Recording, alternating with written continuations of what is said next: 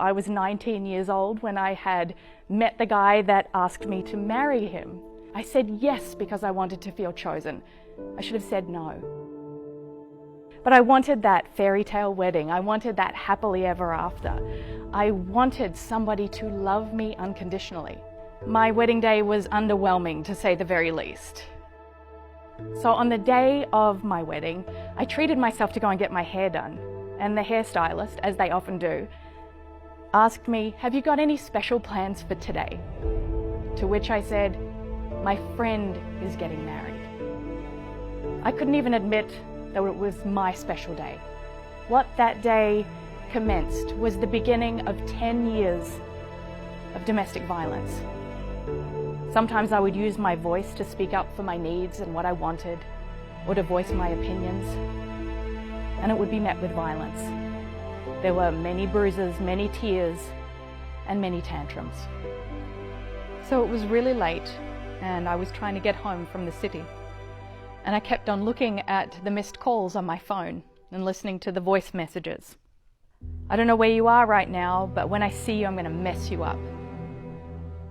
And my heart was in my throat.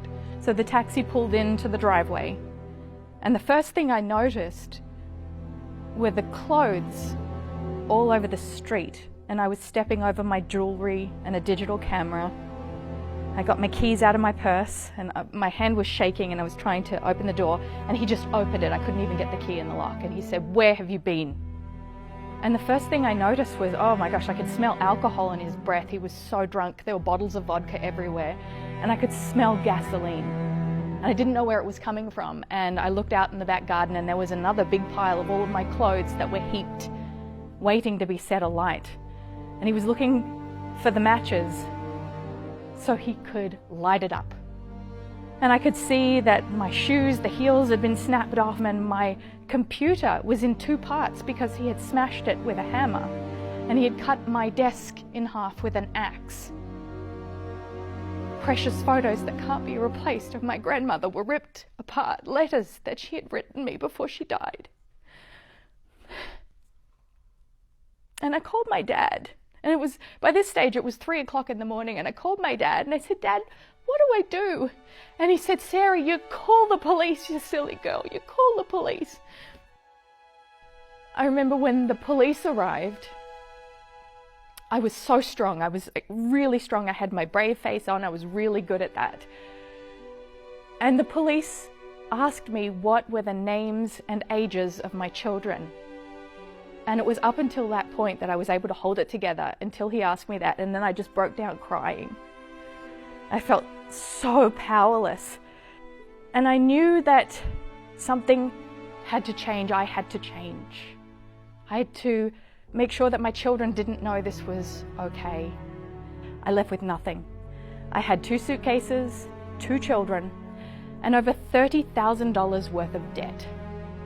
And there were some days I didn't even know how I would feed my children at that time. And so we're in the supermarket after school, and we're walking through all of the aisles, and I'm seeing everything that I would love to eat because at the time I was starving myself so I could feed my kids. And I remember one day I called my mother, and I was still in that moment, still unable to tell her, "Hey Mum, I'm hungry, I need some help." And she told me to just take one day at a time. That was the best piece of advice that she gave me. And then from that, I was able to take one moment at a time to then change my life, to build the momentum that I needed to get to that next chapter. And it was just 6 years later that I had a full circle moment, that I was in a supermarket parking lot, loading in the groceries for the weekly shop into the back of my car. And I'm feeling grateful that I've got the money to pay for the groceries and feed my children. And a woman comes up to me, and she has a 2-year-old daughter. She looked about 2 years old, in a stroller. And she walks towards me and she says, "Excuse me, miss, do you think you could help me? I'm really hungry and I don't have a way of feeding my daughter right now." And my heart just went out to her straight away, because I knew that that was me, but 6 years ago. And I opened up my purse and I had 2 $20 bills. And I handed them to her and I said, it's all going to be okay. Just take one day at a time. Because when I was brave enough to take those steps, to leave the dysfunction, to set those boundaries, to ask for help, like that woman inspired me to do and to ask for, my life began to change. So much so that 10 years later, I had my fairy tale wedding. I married the love of my life. I had 2 more children. You'll look back one day and you'll be so proud of yourself that you were able to survive. And what I know to be true is that if you be the love that you believe you deserve, it will change your world.